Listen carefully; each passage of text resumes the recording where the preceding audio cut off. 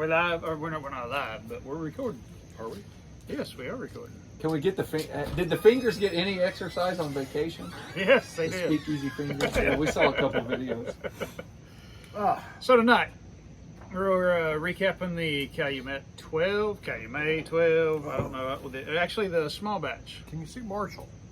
Oh, no, Tilt it up. We Get got Marshall in Adam there. Marshall in the house. There he is. 4 big old hogs. No bottles. there. No bottles of bourbon. No bottles of bourbon yet. He's still MIA, so we're representing. Although he's not fishing tonight, he's at a rockabilly concert. He is. Rapabilly. It's rap country. Rapabilly. That sounds horrible. But we love you, babe. We do. Love you, babe. We'll catch you next week. Maybe. Probably not. Probably not. Maybe. We'll see. We'll play some bets here tonight. So anyhow, All right. We did last time we did this. We did the Calumet 12 versus the small batch. And we had a group of what? 17 people? there was Just roughly about. There was a 34. lot. A lot. Yes. I couldn't smell, hadn't been able to smell for a week. I can smell this. It's much more appealing today. Now we're going to do the small batch Mhm. versus the 15 year. And both are wonderful. I've had them both, but we're going to review them and give us a little Again, Snort the nose. last time it was small batch and 12 year. 12 year, yeah. Yes. So this is 15. Got it. More in But first, raw dog. there. Raw dog, babe. RD, babe. Or do we call these the speakeasy Karens? Instead of a Speakeasy blend Karen? Karens. That's quite good. There's a little bit of spice to it. The raw dog is where it's at, man. Is it? Nice and sweet. I feel like a lot of people in the bourbon community would look down upon the raw dog. I think they would. It's probably what. I think it's a bunch of crap. Here's my theory on that. If you have bourbon, you're almost always going to have a vessel to drink it out of. But you're not always going to have a Karen glass to drink it out of. So, to even the playing field, raw dog it. I agree. You're on a boat. The boat goes down. You're in a life raft. The only You can thing grab a bourbon. the only thing you can salvage are some floating bourbon bottles that are around you How you gonna because the barware didn't make it to the surface. you're raw dog. You're raw dogging it, babe. Marshall? I think you just said something. Spilly.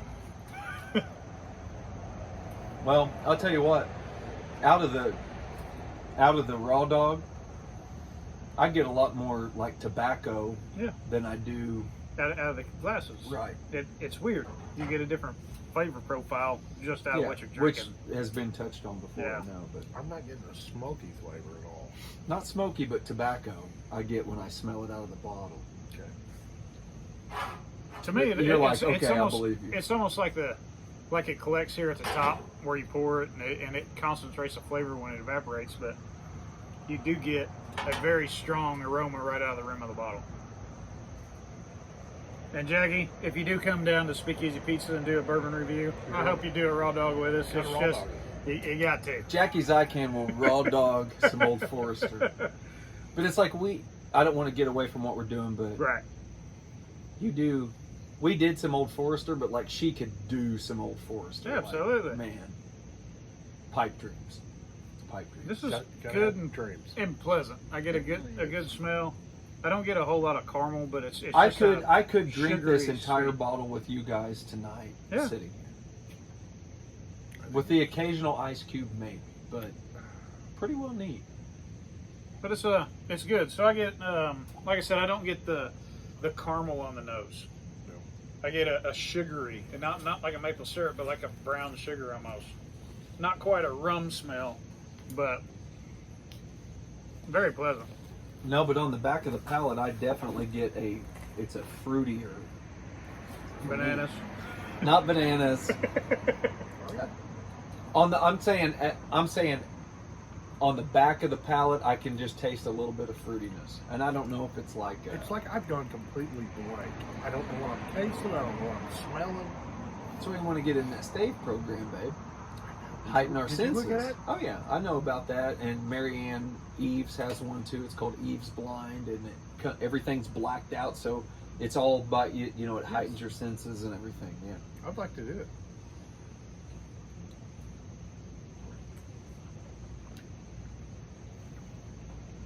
Yeah, I get sweet, no caramel on the taste. I do get that kind of fruity. It's almost a fruit it's funk. the very back though, because Yeah. I think like the front of the palate, the initial taste to me is still that tobacco-y, but it does the back of the palate is more of like, I don't know, there are some fruity notes, and I'm like I'm not super good at saying, hey, that's a fig or that's a this or that. Like, but I get after I drink it, I get the tobacco on the palate, or on the nose, sorry. And it's still finishing pretty good, so it's not.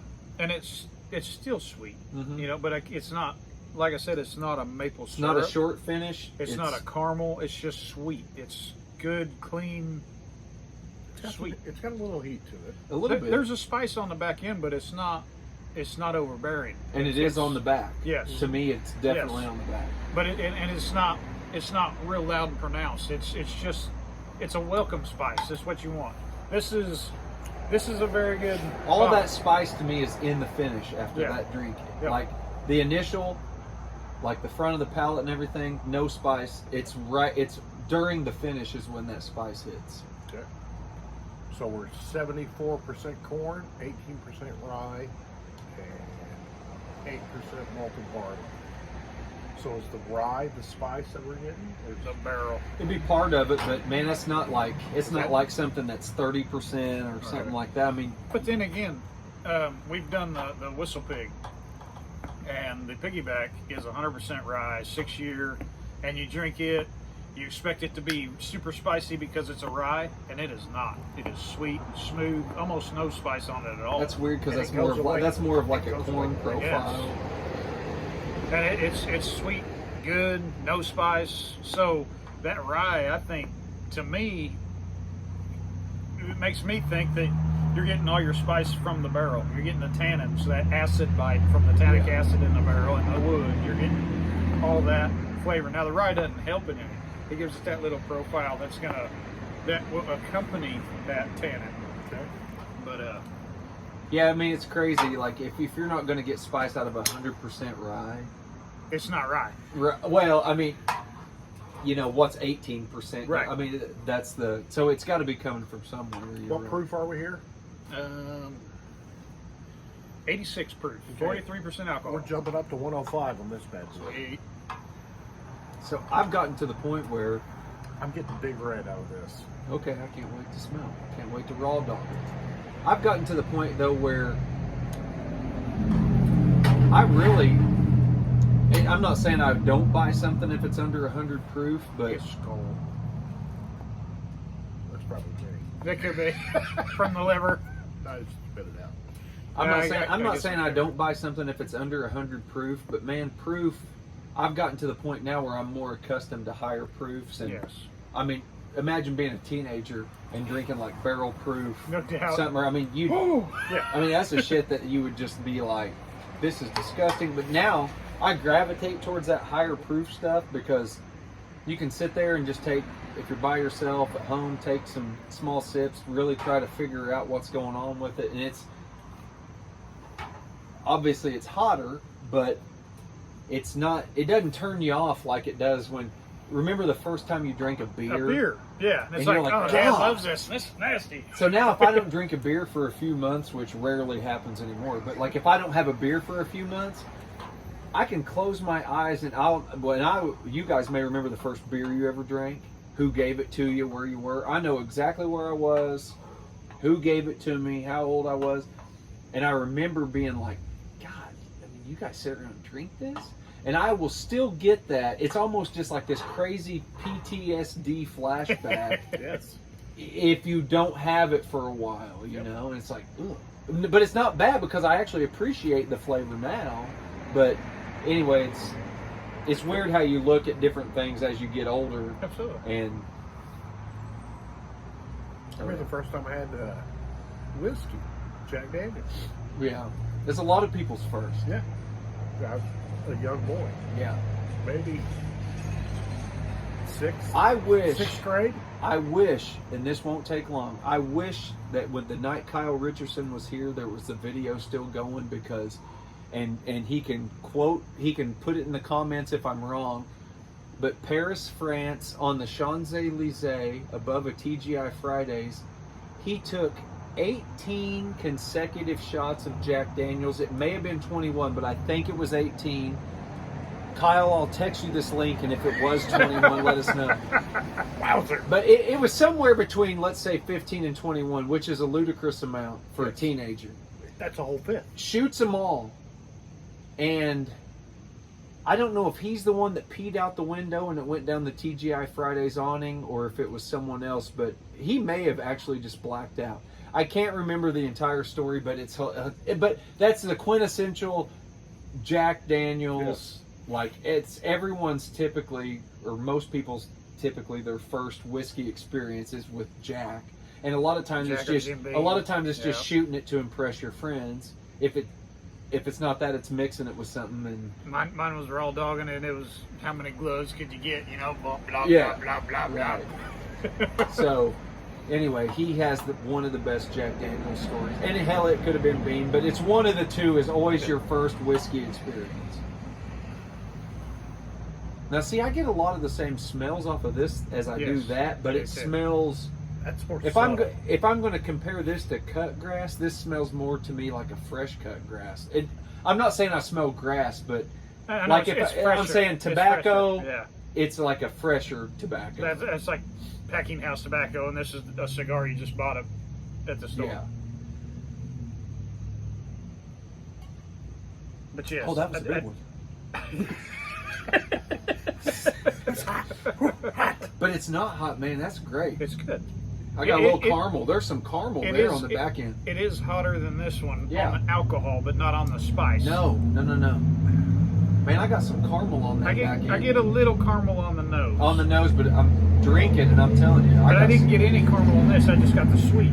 I didn't get any caramel on that, but I can pick the caramel out of this. Still, I can taste it. Yeah. I can still taste it finishing. That's just me. Yeah. Mine's up there. I can still taste that, man. It's like a one of those brocks if you just let it melt in your mouth and it kind of coats the back of your throat. Remember the old brocks your grandma had them in a dish? So I get a lot of sweetness and caramels too, but to me it is extremely hotter. You think so? Yeah. Well, I get the alcohol burn, so you get that, but I also get an immediate spice on the tongue, right up front. It's not hard; it's real subtle, man. And then it intensifies a little bit at the finish, but it's not overbearing. For me, this goes from spice to smoke to caramel, and then that's the best way I can explain. And then now I got sweet. I get that little spice on the front, and then the spice intensifies, and then you go into the other flavors. So then I get caramel, I get tobacco on it. They talk about it coming down your jawline. And that's where I'm at. That lingering finish on the back of your palate. Right here, I'm into tobacco. Yeah. Right now, and I just took it out about a minute ago. It's very good though.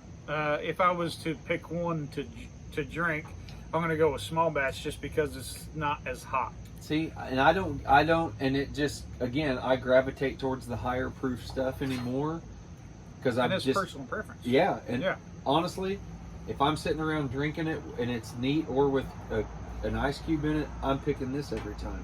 And I'm saying completely blind. Don't even tell me the age. Don't or lie about it and say this is 20 year and this is 10 year or whatever. I'm telling you, taste wise, I'm picking that every time. Now you put an ice cube in this. It's going to probably beat this one hands down because it has more character than this one does. But just straight out of the bottle neat, I'm going to pick the small batch over the 15. I'm going to agree with Cody on that one. And I don't do on ice, but I think I would drink that on ice. Yeah. And I don't typically do on ice either, but I'm saying I would do this probably the way it sits or on ice. Johnny Law. Johnny Law hasn't had a night shift in 30 years, and so cheers to that. Go. Johnny Law. There you go, Johnny Law.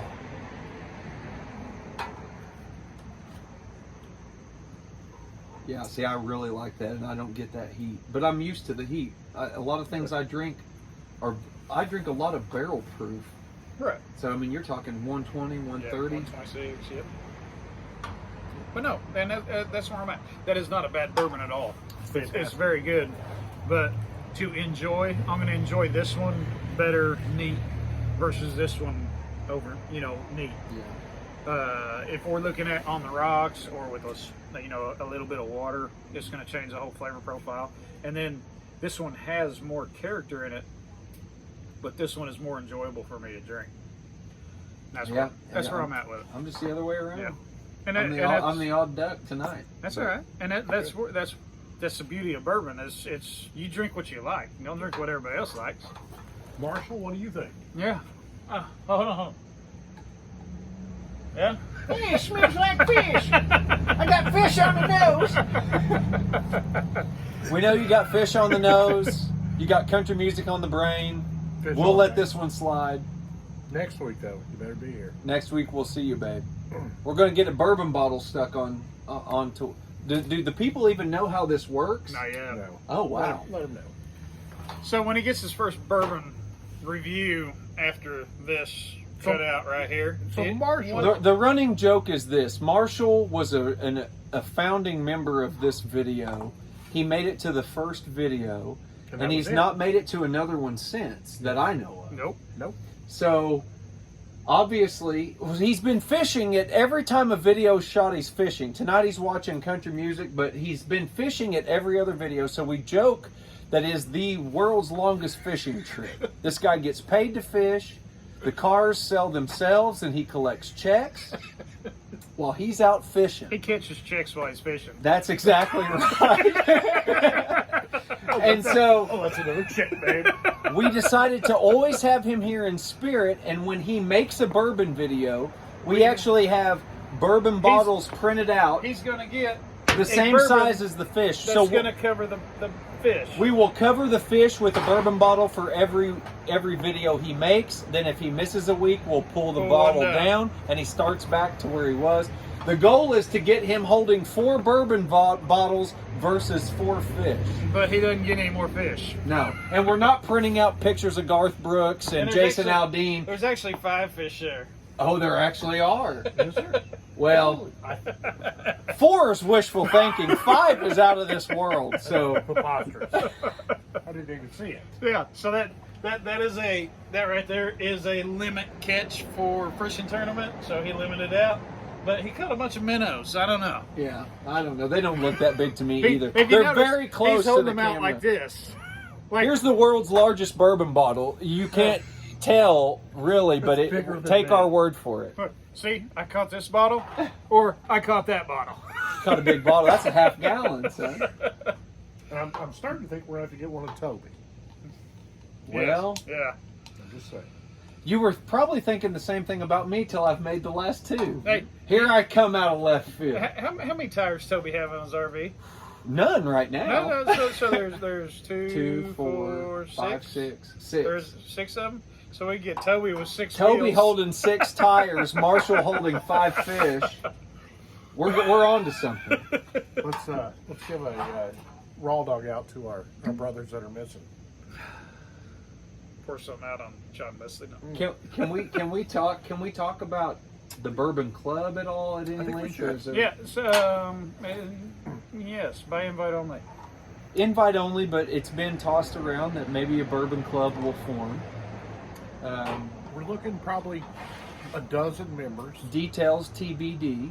Yep. Along with. Possibly a cigar little bar.